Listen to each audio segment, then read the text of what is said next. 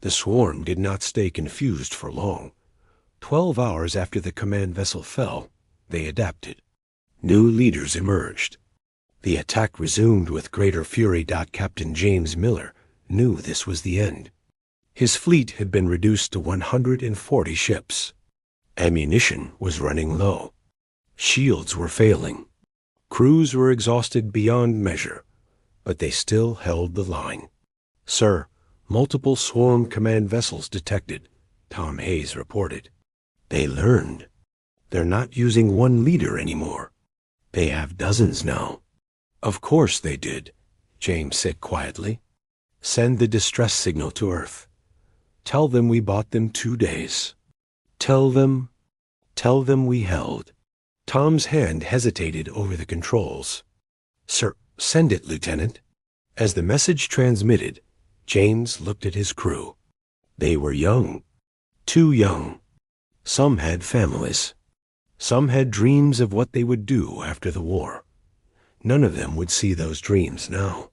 "Crew of the Defender," James said over internal comms, "it's been an honor serving with you. When this is over, make sure they remember. Humanity does not run. Humanity does not surrender. Humanity, Captain." Tom interrupted. New contacts. Multiple hyperspace signatures. James felt his heart sink. More swarm reinforcements. This was truly the end. But the ships that emerged were not swarm vessels. They were Valkyrie warships. 50 of them. Then Helion battle cruisers appeared. 30 strong. And Archeon dreadnoughts. Ancient vessels with weapons from a bygone age. What. James could not find words. A transmission came through. The Valkyrie commander from before appeared on screen. But this time, the fear was gone. Replaced by something else. Shame. And determination. "Human Captain, the Valkyrie fleet has returned. We watched you fight. We watched you bleed. We watched you refuse to run while we fled like cowards." The commander's 3 eyes fixed on James. "No more. The Valkyrie will stand with humanity.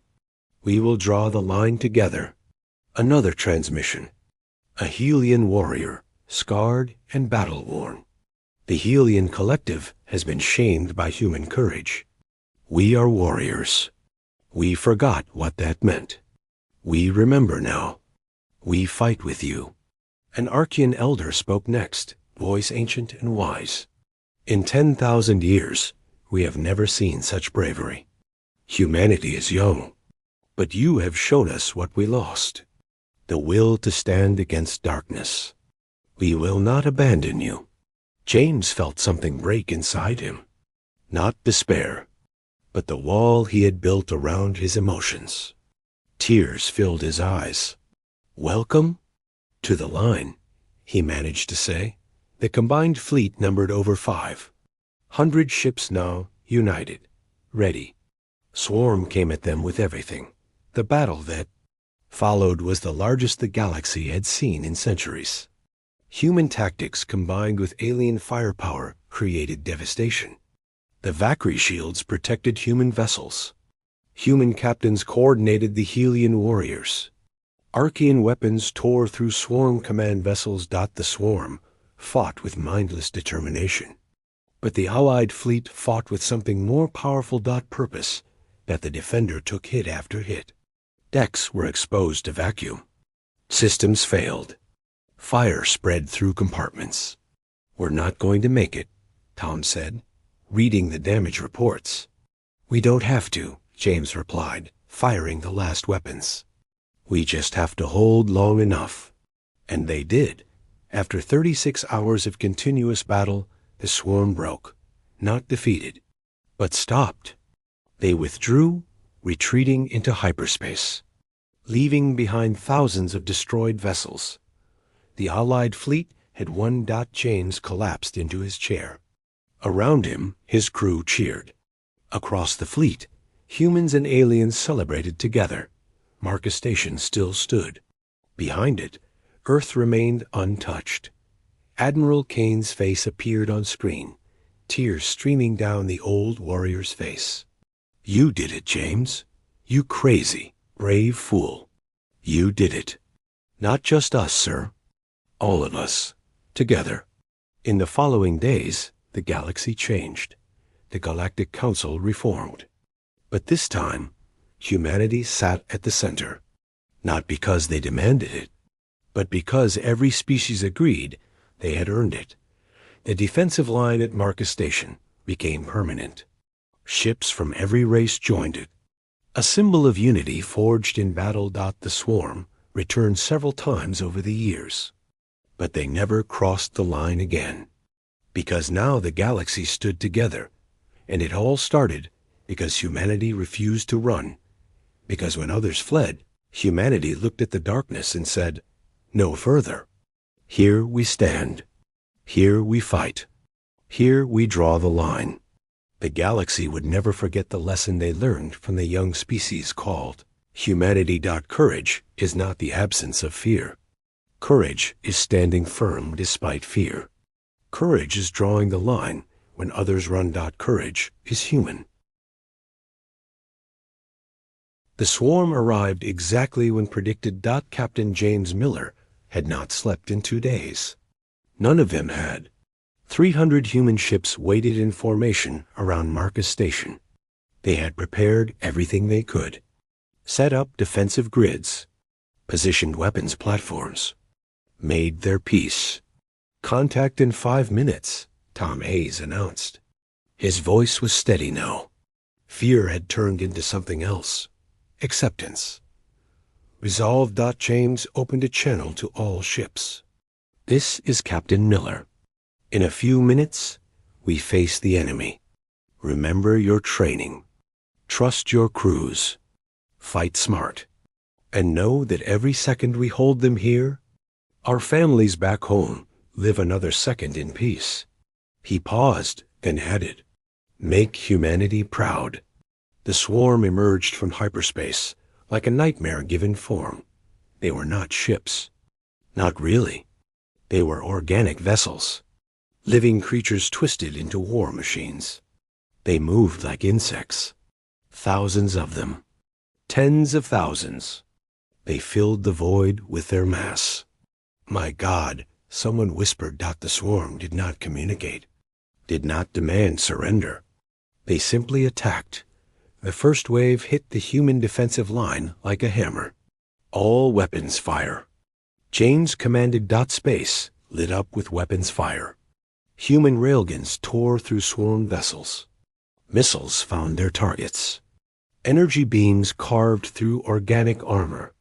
The swarm died by the dozens, but more came. Always more. "Shields at 60%, Tom reported. "Enemy closing fast." James watched the battle display. The swarm was doing exactly what they had done to the Vakri and the Helians. Overwhelming force. Endless numbers. They traded lives for ground without hesitation, but humans had studied the records. They had learned from the failures of others. "Execute pattern Delta," James ordered. The human fleet split apart. Instead of holding a static line, they moved. Small groups of ships danced between the swarm vessels, hitting weak points, then retreating before the enemy could surround them. The swarm had never faced prey that moved like this. That adapted. That learned. "Target the big ones," James said. "They're controlling the smaller vessels. Kill the leaders." Human ships focused their fire. Massive swarm carriers exploded, taking dozens of smaller vessels with them. The attack faltered for a moment, just a moment. But it was enough. "All ships reform at Point Charlie," James commanded. The fleet regrouped. They had lost 18 ships, 18 crews. But the swarm had lost hundreds. It was not enough. The swarm kept coming. Hours passed. The battle raged on. The human fleet gave ground slowly. Each meter of space cost the swarm dearly. Marcus Station's weapons platforms tore into the enemy.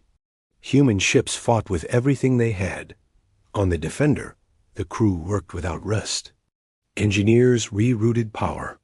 Gunners fired until their weapons overheated. Medical teams treated the wounded. "Sir, we're receiving transmissions," Tom said, "from the alien fleets. They're watching the battle." "Ignore them," James said, firing another salvo. "We don't have time for—" "Sir, they're not running anymore. They've stopped. They're watching us fight." James glanced at the long-range sensors. It was true. Thousands of alien vessels had stopped their retreat. They floated at the edge of the system, observing, watching humanity die. "Let them watch," James said coldly. Another wave of swarm vessels attacked. The Defender shook from multiple impacts. "Shields at 20%. Hull breach on deck 4. Keep firing." Then something unexpected happened. A swarm command vessel moved into range. It was enormous, larger than a human battleship. It had to be directing the entire attack. "All ships target that command vessel," James ordered. "Everything we have." Every human ship that could still fire turned their weapons on the massive target. The swarm moved to protect it, but humans had learned to be fast, to be unpredictable. The command vessel's shields collapsed under concentrated fire. Then its hull. Then everything. When it exploded, the shockwave destroyed dozens of nearby swarm vessels. And suddenly, the swarm stopped advancing. They did not retreat, but they did not attack either. They simply held position, as if confused. James allowed himself a small smile. They need their leaders. Without coordination, they hesitate. "We hurt them," Tom said, almost in disbelief. "We actually hurt them." "We're not done yet," James warned. "They'll adapt. They always do." But for the first time since the battle began, James felt something new. Hope. Behind the human fleet, Marcus Station still stood. Behind Marcus Station, Earth remained safe. Humanity had drawn the line, and the swarm had not crossed it. The message came through every communication channel in the galaxy at once. It was simple. It was clear. It was terrifying. "They are coming. Run." Captain James Miller stood on the bridge of the Earth Defense Ship Defender and watched the holographic display. Thousands of ships moved across the star map. But they were not attacking. They were running. The Vakri were running. They had ruled the Eastern Spiral Arm for 10,000 years. Their war fleets could destroy planets. Now their ships flew past human colonies without stopping. The Helian Collective was running. They were known as the greatest warriors in the galaxy. Their soldiers never retreated. Until now, even the ancient Archeans were running. They had seen empires rise and fall. They had survived every crisis in galactic history. But not this one. "Sir, we are receiving a transmission." "From a Vakri command ship," said Lieutenant Tom. "Hayes, put it through," James ordered. The face that appeared on screen was not the proud Vakri commander James had met at the last Galactic Council. This Vakri looked afraid. Its 3 eyes were wide with panic. "Human vessel, you must leave this sector immediately," the Vakri said. "The swarm is coming. Nothing can stop them. We tried. We failed. Save your people. Run while you can." "What is the swarm?" James asked. "Death. Destruction. They consume everything. They cannot be reasoned with. They cannot be stopped. 12 star systems have fallen. 15 billion lives lost. Please run now." The transmission ended. James looked at his crew. Young faces. Scared faces. But determined faces. "Lieutenant Hayes, get me command," James said. Admiral Robert Kane appeared on screen moments later. The old warrior looked tired but calm. "You saw the message?" Kane asked. "Yes, sir." "What are our orders?" "The council has been disbanded. Every species is returning to their home worlds. They're advising us to evacuate our outer colonies and pull back to Earth. And what does Earth Command say? Kane was quiet for a moment. Then he smiled. It was not a happy smile. It was the smile of a man who had made a hard choice. Earth Command says no. We're not running. We're drawing the line at the Marcus Station sector. If the swarm wants to reach Earth, they'll have to go through us first. James felt something stir in his chest. Pride, fear, purpose. Understood, sir. The Defender will hold the line. I know you will, Captain. All human ships are being recalled to Marcus Station. We'll have 300 vessels. Not much against what's coming. But it's what we have. It's enough, sir. Kane nodded. One more thing, James. The other species are watching. They think we're fools. They think we're throwing our lives away. Show them what humanity means. Show them why we don't run. The transmission ended.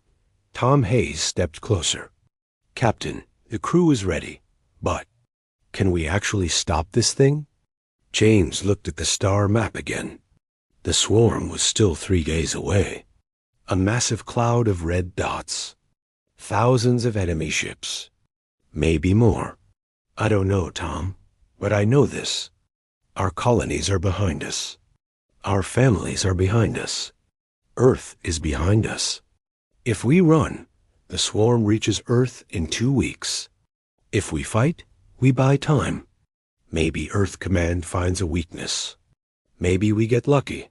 And if we don't, then we make them pay for every inch of space. We make them remember that humanity doesn't run. We make sure that if we fall, the galaxy knows we fell fighting. The bridge was silent. Then, slowly, every officer stood at attention. For Earth, Tom said. For Earth, the crew echoed. James turned to the communications officer. Send a message to all human ships. Tell them to prepare for battle. Tell them we stand together. Tell them that here, at Marcus Station, humanity draws the line. As the message went out, James watched the star map. The other species were still running. Their ships fled past human space like leaves in a storm, but the human ships were moving in the opposite direction, toward Marcus Station, toward the swarm, toward the unknown dot in the vast darkness of space. 300 human vessels gathered. They formed a line. Behind them lay everything they loved. Before them came death, but humanity did not run. Humanity never runs.